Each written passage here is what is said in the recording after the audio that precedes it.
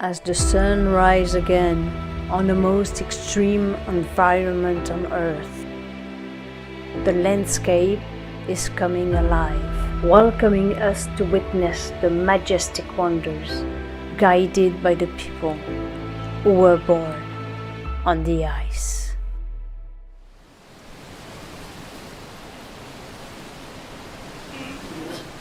For more than 5,000 years, the Inuit have lived in the Arctic. It is an unknown history of people so closely related to the environment, to each other, and yet ready to adapt to change. Yeah, my name is Kumak. Born in Igloolik in an igloo. In the past, we were living where the animals were. We followed them. And wherever they were, that's where we were. The Floe Edge is one of the most amazing ecosystems on Earth. It is a place of constantly changing ice from the depth of winter to accelerating breakup through the spring.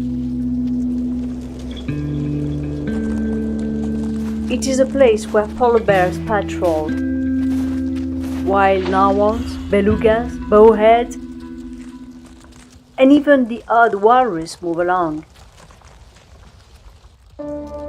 As temperature rises, the lids start to open and soon will become beluga's highway. The ice is so important to the Inuits' way of life that they have dozens of words to describe it. Born to live outside, deeply connected to the land and passing knowledge from generation to generation, coexisting with nature and taking only what was needed.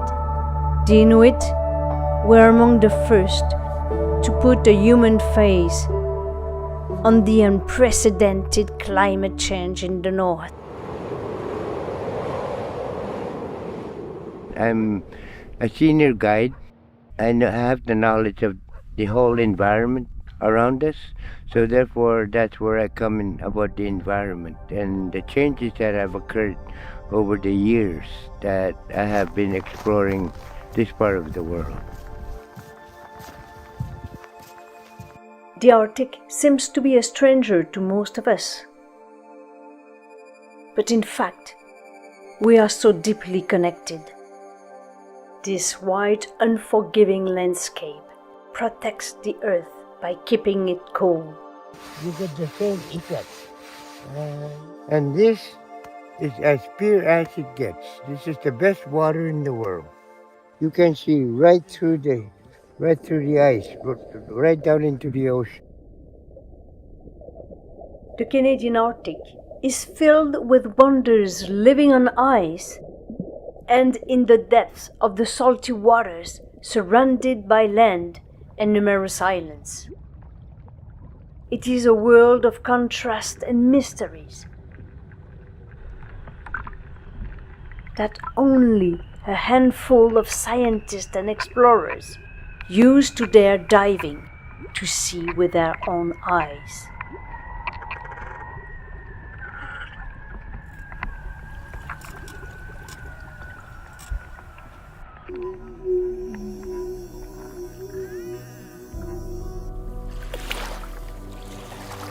Arctic Kingdom started as a dream of swimming with Arctic wildlife, to look a beluga in the eye, to see a narwhal's tusk move towards you as they say, "What is this strange creature that's come to visit us in our realm?" To see a polar bear and her cubs sniff the air and then saunter on their way. See a whole pod of walrus dancing as they swim gracefully through the water underneath the pack ice. There's so many mysteries, so much magic, so much unknown, and yet we've barely scratched the surface. And here we are, 20 years later, still going at it, figuring out how to share the best of the best of the best with the world, how to help bring tourism into something really meaningful for the North and the wonderful people that call it home.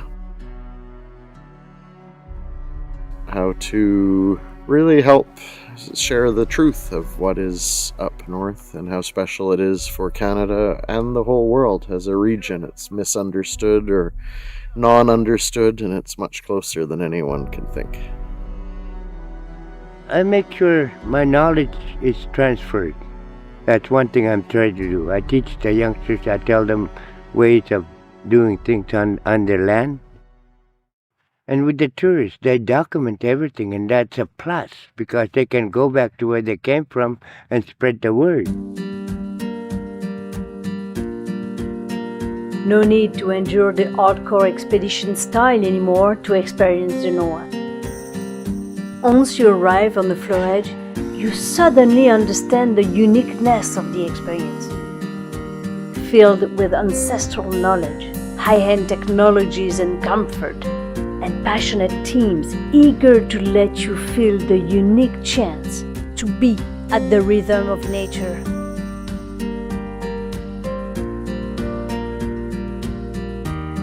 And the privilege to share that moment. In that moment, we are making one with the others, with the environment, sharing together something we didn't know that exists. Because we see, we hear, we feel with our body and our heart. We just fell in love with the Arctic. When we go back home, we became a proud ambassador of the North, of the last truly wild place left on Earth to learn from, to love, and to protect.